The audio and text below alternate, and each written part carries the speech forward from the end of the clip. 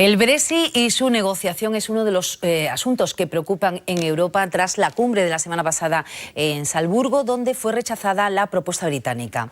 Hoy estrenamos nuestra mesa de expertos sobre Europa. De estas y otras cuestiones vamos a hablar con Maricruz Arcos, directora del Centro de Documentación Europea de la Universidad de Sevilla. Muy buenas tardes. Hola, buenas tardes. Bueno, y con Miguel Acosta, que es profesor titular de Derecho Internacional Público y Relaciones Internacionales de la Universidad de Cádiz. Bienvenidos a los dos. Muchísimas gracias. Bueno, Bruselas ha rechazado el plan presentado por la primera ministra británica, Theresa May, que propone una zona de libre comercio de bienes. Las negociaciones de momento están bloqueadas. ¿Por qué creen ustedes que estas discrepancias para no haber podido llegar a un acuerdo? Bueno, sí. ¿Os parece? Empiezo yo. Sí, yo creo perfecto, que Maricruz. el problema, en una negociación siempre las cuestiones son así. La señora May va a proponer el mejor escenario posible para el Reino Unido y, sin embargo, pues la Unión Europea tiene que velar, la parte de la negociación de la Unión Europea tiene que velar por los principios sobre los que se fundamenta la Unión Europea. Y lo que no puede ser es que quieren estar fuera, pero beneficiarse solo de las cuestiones de las que se quieren beneficiar. Ahora, a cambio, ninguna solidaridad respecto al resto de las cuestiones en las que todos salimos ganando, ¿no? Entonces, un poco esa es la cuestión del equilibrio. Hay que buscar ese punto de equilibrio y hay soluciones posibles, ¿por qué no? Hay muchas soluciones posibles, pero un punto de equilibrio en el que no solo sea para el Reino Unido lo que le interesa y con todo lo demás que cargue la Unión Europea. Han sido los niños mimados durante todo este tiempo que han sido los miembros de la Unión. Miguel. Bien, en mi opinión, una de las piedras angulares del proceso de integración europea es el mercado interior, que es uno de los principales objetivos conseguidos por el proceso de integración. Este mercado interior viene a alcanzar una libre circulación de mercancías, personas, servicios de establecimiento y capitales. ¿Cuál es la propuesta de la señora May? La señora May lo que propone es que la Unión Europea se quede fuera que Reino Unido se quede fuera de la Unión Europea, pero manteniendo lo que es la libre circulación de mercancías únicamente. Eso, desde el punto de vista de Bruselas, es romper radicalmente con nuestro mercado interior, por cuanto que las cuatro libertades, los cuatro factores de producción son indisociables, van siempre juntos, y por tanto la propuesta de la señora May pues es totalmente inaceptable. Luego tenemos el problema propiamente interno del gobierno de la señora May, donde hay voces que propugnan un Brexit duro. Esto es una ruptura radical, incluido lo que es la libre circulación de mercancías. Por parte de la Unión Europea hay distintos puntos de fricción, distintos puntos calientes, por decirlo de algún modo. Uno sería, por supuesto, el mercado interior, incluido lo que es la libre circulación de personas, que va a pasar con los ciudadanos comunitarios que residen actualmente en la Unión Europea. Otro, de un gran calado sentimental, histórico, que viene a ser la frontera entre Irlanda del Norte e Irlanda. Y un tercer punto fundamental, que serían las cuestiones fiscales o económicas, sobre todo por cuanto que la propuesta en materia de fiscalidad que propone el Reino Unido igualmente ha sido no aceptada por los líderes europeos. Precisamente lo que decía es que hay sectores que abogan por un Brexit mucho más duro. También hay otra parte, otros colectivos, precisamente los laboristas, están divididos, y también hay una serie de plataformas ciudadanas que piden un segundo referéndum sobre el Brexit. ¿Eso sería posible? Bueno, la noticia es que el 59% de los británicos piden un segundo referéndum. Probablemente muchos de ellos se quedaron en el día del referéndum tranquilamente en su casa sin ir a votar. Entonces eso es un poco duro aceptarlo. Jurídicamente, aunque se hiciera un segundo referéndum, lo cual siempre sería una buena noticia, el proceso está iniciado. Yo no sé si tú estás de acuerdo conmigo, pero el artículo 50 es clarísimo. Una vez que la señora May envió la carta empezando el proceso de desconexión, si incluso ahora se hiciera un segundo referéndum, tendrían que volver a entrar. Ya están en camino de salida, lo que no podemos es dar marcha atrás. Pues, no sé, plantearos qué diría el negociador europeo si le dicen, no, mira, todo esto que has estado haciendo este tiempo ha sido por entretenernos, pero nos volvemos. Que no habría retorno, Miguel, no habría retorno posible. En palabras del presidente de la Comisión fue claro en su momento en que consideraba que podían esperar hasta el último momento para dar marcha atrás al proceso, con lo cual Reino Unido a todos efectos forma parte de la Unión Europea, pero no solamente ahora, sino incluso aunque haya un acuerdo, en principio una vez acabado el periodo transitorio, hasta diciembre del año 2020 será miembro de la Unión Europea. Yo sinceramente desde el primer momento he sido muy poco receptivo a una salida de Reino Unido. Yo sigo sin imaginarme a Reino Unido fuera de la Unión Europea. Cada vez está más cerca, eso es verdad, porque el 27 de marzo del año que viene tiene que haber un acuerdo o no tiene que haber un acuerdo y Reino Unido sale con todas las consecuencias de la Unión Europea. Pero las autoridades comunitarias han dejado bien claro que hasta el último momento pueden esperar un cambio en la posición de Reino Unido. Luego está la situación del Partido Laborista, que por supuesto podemos comentar a continuación, si lo consideran oportuno. Bueno, la Unión Europea, hablando de plazos, ya ha dado un ultimátum al Reino Unido hasta la próxima cumbre del 18 de octubre para que presente un plan alternativo. ¿Creéis que va a cambiar su posición Theresa May, que parece muy fuerte en esa petición, en esas reivindicaciones? Bueno, yo creo que necesariamente tiene que cambiar, que dulcificar su posición. Tiene ahí el problema de que cuando vuelve a casa se va a encontrar los que piden más duro, ¿no? Un Brexit aún más duro. Pero tendrá que cambiar su posición si quiere llegar a un acuerdo. El señor Barnier también es un negociador de primer orden y no puede rebajar lo que es la esencia de la Unión Europea. No podemos dejar que trocee el mercado interior. Bueno, y miramos desde el exterior al interior, Andalucía. ¿Qué repercusiones va a tener el Brexit aquí en nuestra tierra? Fundamentalmente por cuanto a lo que en mi ámbito regional nos afecta es el problema de Gibraltar. El problema de Gibraltar, que como bien sabéis, pues una de las cláusulas en las negociaciones entre la Unión Europea y Reino Unido, en el punto 24 de las directrices del Consejo Europeo, se decía que cualquier acuerdo que se adopte entre Reino Unido y la Unión Europea necesitará un acuerdo específico bilateral Reino Unido-España para que se aplique en Gibraltar.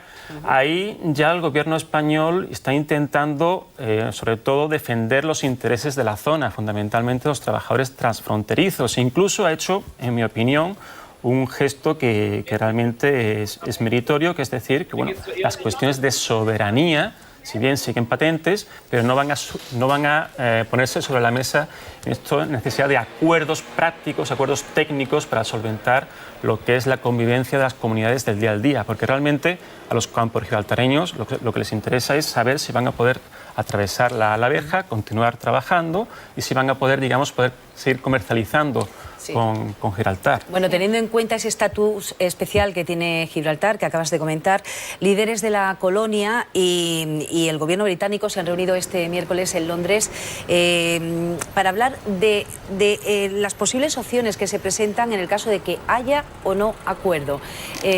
¿Esas opciones cómo serían? ¿Cambiaría mucho en el caso de que se llegue a un acuerdo global, Unión Europea, Reino Unido, de cara a Gibraltar? Bueno, en cualquier caso, se va a convertir en una frontera exterior, quizá no tan problemática como la de Irlanda, que sí que es verdaderamente un problema, pero sí, aquí efectivamente tenemos una frontera además muy permeable, porque como bien decía Miguel, son muchísimos los que atraviesan la frontera para un lado y para otro, lo cual hay una frontera exterior. Pero sí que es verdad que la Unión Europea tiene fronteras exteriores con las que tiene una relación más que de vecindad con nuestros vecinos colindantes, ¿no? Pues, no sé, pienso por ejemplo en Mónaco, Principado de Mónaco, bueno, pues prácticamente no existe la frontera o incluso una relación muy privilegiada como es el caso de Marruecos, pero para eso hace falta un acuerdo. Si no existe un acuerdo es que eres un ajeno completamente, es decir, está ahí cortado. Algún político español simpático dice que el Brexit lo que nos va a facilitar es recuperar Gibraltar, pero bueno. Bueno, eso es algo complicado. De cualquier manera, planteándose en el escenario peor posible, es decir, que no haya ningún tipo de acuerdo, ¿las relaciones entre el Peñón y Andalucía, o el gobierno español en este caso, serían fluidas, pensáis? En mi opinión, no. Yo creo que es bastante difícil ver un panorama donde no se alcance un acuerdo. Incluso en el caso de que efectivamente no se alcance un acuerdo, lo que es la dimensión jurídica de lo que es la valla de de Gibraltar no va a cambiar. Hay una frontera exterior ahí, seguirán habiendo controles. No creo que sean más complejos de los que existen ahora, pero sí, digamos, desde un punto de vista sobre todo fiscal, quizás puedan tener repercusiones negativas. Ya digo, yo soy de los que piensan que algún tipo de acuerdo llegará, incluso que antes del próximo Consejo Europeo la señora May tenga que convocar elecciones y el Partido Laborista pues obtenga la mayoría necesaria para gobernar, con lo cual puede producirse un cambio radical de toda la perspectiva, incluso en la misma negociación. Sí, perdón. Más allá de esto, no solamente Gibraltar, sino la gran cantidad de británicos que residen en Andalucía. Sí, sobre eso iba a hablar cuando he preguntado antes la repercusión que podía tener. Hay que tener en cuenta que hay muchos residentes, muchos turistas también que vienen a España y Andalucía fundamentalmente precisamente por estar dentro de la Unión Europea, los beneficios que se tiene por ser ciudadano europeo, que ahora una vez que salgan fuera de Europa pues no lo tendrían. Y también los que viven tanto en la Costa del Sol, que son muchos británicos, en la zona de Almería también, del Poniente, esa situación también va a afectar, ¿no? Hombre, sin duda, y de hecho están muy preocupados y están bien organizados. Hay ya asociaciones de británicos expatriados en Andalucía y que están preocupados por cuestiones, bueno, pues desde la sanidad hasta el cobro de sus pensiones, hasta cuestiones muy cotidianas. De hecho, el número de solicitudes de nacionalidad por residencia están creciendo, que llegan a tener listas de espera de hasta 3 años para conseguir la nacionalidad española y en consecuencia la ciudadanía europea. Pero bueno, habrá que hacer un acuerdo bilateral para atender tanto a esa población extranjera, que entonces ya sí pasará a ser extranjera, ahora mismo no son extranjeros, residentes en Andalucía, lo mismo que todo el acuerdo transfronterizo del tránsito cotidiano con Gibraltar. Las personas pasarán más fácil, la empresa no muy limpia siempre pues tendrán más problemas por pasar. El problema va a ser en cuanto a los que son los derechos de aduana, por ejemplo. Si estamos hablando de un territorio perteneciente a un tercer estado, imagínense, por ejemplo, pues un tercer estado como puede ser, no sé, Afganistán o India, que tiene que pagar una serie de derechos de aduana para introducir esos productos en el territorio comunitario, pues lo mismo puede ocurrir con Reino Unido, con Gibraltar. En el caso de los ciudadanos británicos en Andalucía o en España, fundamentalmente les puede afectar en lo que son los derechos sociales. Por cuanto si tienen propiedades, ahí en cierto modo el derecho de propiedad se va a respetar. El acuerdo bilateral va a tener que ser un acuerdo Unión Europea en Reino Unido. España en ningún caso a la espalda de la Unión Europea podría favorecer una nacionalidad como es la británica por cuestiones económicas o cuestiones políticas. Otra cosa es el acuerdo bilateral para la aplicación en Gibraltar, eso es otra cosa distinta. Precisamente sobre el Peñón, sobre Gibraltar, el ministro de Exteriores Borrell ha asegurado que la verja no se va a cerrar. O sea, que eso sí lo asegura, tendrá por supuesto información de primera mano. Lo que no se sabe es si estarán en peligro los trabajos de los españoles que tienen su puesto allí en la colonia británica, ¿no? Bueno, desde el minuto cero, Fabián Picardo, primer ministro de Gibraltar, ha dicho que los derechos de los trabajadores transfronterizos se van a mantener, haya o no acuerdo. Pero claro, eso es pasar la pelota al gobierno español a efectos de conseguir un acuerdo bilateral con Gibraltar y fundamentalmente ante el alarde de patriotismo del anterior ministro de Asuntos Exteriores, antes de nuestro compañero Dastis, que decía que, bueno, que el día después del Brexit lo que iba a hacer es ir a cerrar la verja. Eso es impensable. Cerrar la verja no tiene ningún tipo de sentido y lo que iría a provocar sería el efecto contrario. En definitiva, afectaría negativamente a esos en torno a 10 o 11.000 españoles que diaria o semanalmente atraviesan la verja para realizar una actividad profesional en Gibraltar. Y que nos necesitamos, indudablemente, no solamente para los trabajadores transfronterizos que efectivamente necesitan tener esa verja abierta, sino, por ejemplo, todo lo que es cooperación policial y judicial. Es que fijaros en la zona en la que estamos hablando, donde las lanchas rápidas cruzan a una velocidad que, bueno, como no tengamos coordinación de las policías, sí, necesitamos ese acuerdo. Está claro. Bueno, la cuenta atrás está claro que avanza imparable, se van agotando plazos y el próximo 29 de marzo de 2019 Reino Unido sale de la Unión Europea con o sin acuerdo. Esperemos que sea con acuerdo. Vamos a otros asuntos que también nos interesan y que queremos poner aquí sobre nuestra mesa de expertos. En los últimos años el avance en Europa de populismos nacionalistas, de partidos ultraderechas, xenófobos y antieuropeístas ha ido increciendo. ¿Por qué? Bueno, si me lo permites, Maricruz, entonces empezar.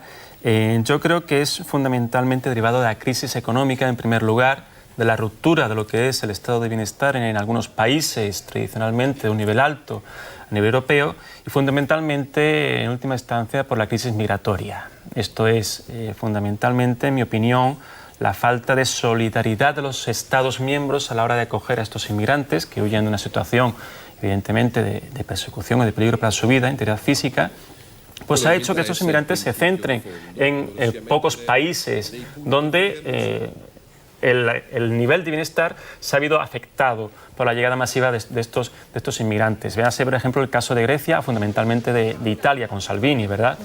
Pero, por ejemplo, en el caso de Suecia, igualmente, un país con un altísimo nivel de vida, con el IPC bastante elevado y que de buenas a primeras se encuentra con una avalancha de inmigrantes, 160.000 en torno, se ha calculado aproximadamente, y que está, digamos, haciendo recuperar, renacer lo que es un sentimiento patriota, incluso de extrema derecha. Esto, en cierto modo, es peligroso a nivel europeo. Sí, el discurso, precisamente como tú dices, contra la inmigración y el sentimiento anti-Europa ha ido tomando fuerza en distintos estados claves, como hemos hablado, como has dicho, Italia, Hungría, Austria, Holanda, Polonia, Suecia.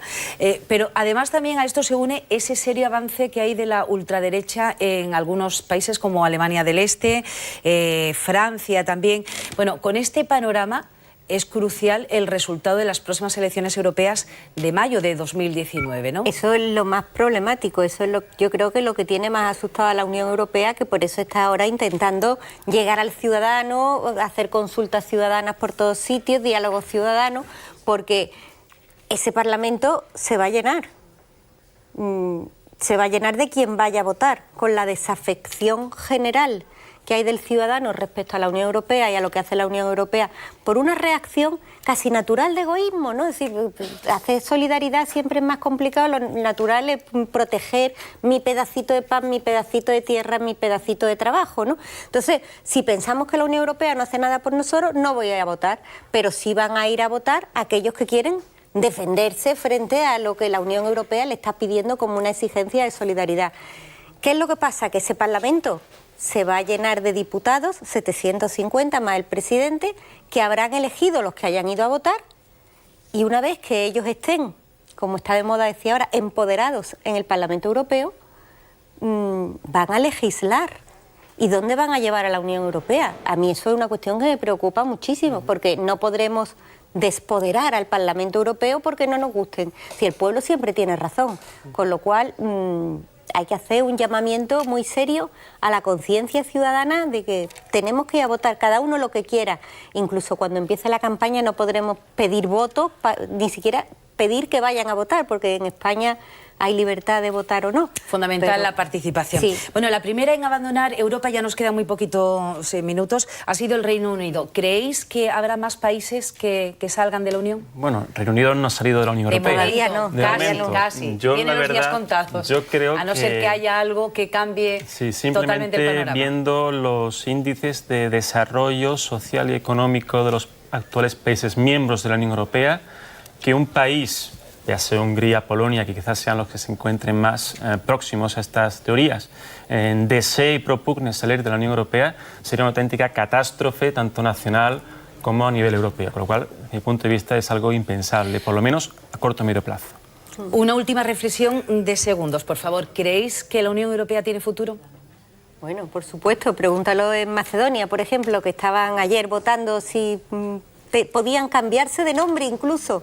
Decir, llámame como quieras, que quiero estar dentro de la Unión Europea. La Unión Europea yo creo que no tiene marcha atrás posible. Si ya nos hemos acostumbrado, sobre todo generaciones más jóvenes que nosotros, que es que ven inviable otra cosa que no sea vivir en este marco. Ahora, tenemos que rellenarla. Miguel, 15 segundos. Lo que tiene que hacer la Unión Europea, en mi opinión, es asentar los logros conseguidos y difundirlos adecuadamente. Bueno, pues cerramos aquí nuestra mesa de expertos. Gracias a Maricruz Arcos, directora del Centro de Documentación Europea de la Universidad de Sevilla. Gracias. Y a Miguel Acosta, profesor titular de Derecho Internacional Público y Relaciones Internacionales de la Universidad de Cádiz. Gracias a los dos por haber estado con nosotros. Hacemos ahora una pequeña pausa y después Ángel Gámez y compañía nos trae la actualidad del deporte. Hasta luego.